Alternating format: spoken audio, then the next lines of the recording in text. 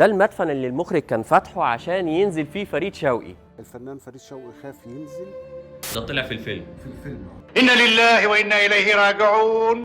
احنا دلوقتي بقى فين؟ احنا في المكان اللي اتصور فيه فيلم للفقيد الرحمة للفنان الكبير فريد شوقي. ومن حسن الحظ ان انا من كام يوم كنت بكلم بنته الفنانة الجميلة رانيا فريد شوقي، وقالت لي ان هو رفض ان هو ينزل القبر. المخرج طلب منه ان هو ينزل القبر عشان التصوير، وفريد شوقي خاف ان هو ينزل. عايز اقول لكم بقى ان الفيلم ده اتصور هنا، وبالتحديد بقى ده المدفن اللي المخرج كان فاتحه عشان ينزل فيه فريد شوقي.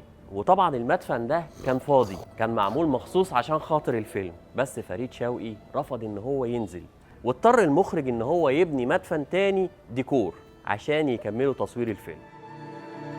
عم ابراهيم، ممكن تحكي لنا الحكايه؟ هم كانوا بيدوروا على مقبره لسه جديده ما حدش اتدفن فيها او نزل فيها، على اساس كانوا بيصوروا فيلم للفقيد الرحمه، وكان هينزل فيها الفنان الكبير فريد شوقي، وكانت دي معموله ولسه مفتوحه، كانت لسه جديده فاضيه خالص ما فيهاش حد. ما فيهاش حد.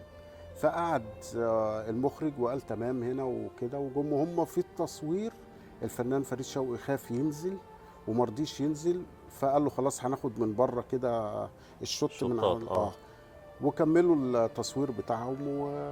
يعني هو قبل التصوير قعد نزل شاف المكان وتمام مفيش مشكله، وقال ان هو هينزل يصور. وبعد كده وقت التصوير نفسه خاف. صوروا هنا، كانوا قاعدين على كنب هنا كده، وخدوا شوت هنا، وبعد كده جريوا على بره. حضرتك بتقولي الكنب كان هنا؟ كل الشباك ده والشباك ده كان فيه كنبه هنا وكنبه هنا ده طلع في الفيلم. في الفيلم والشباك اللي كان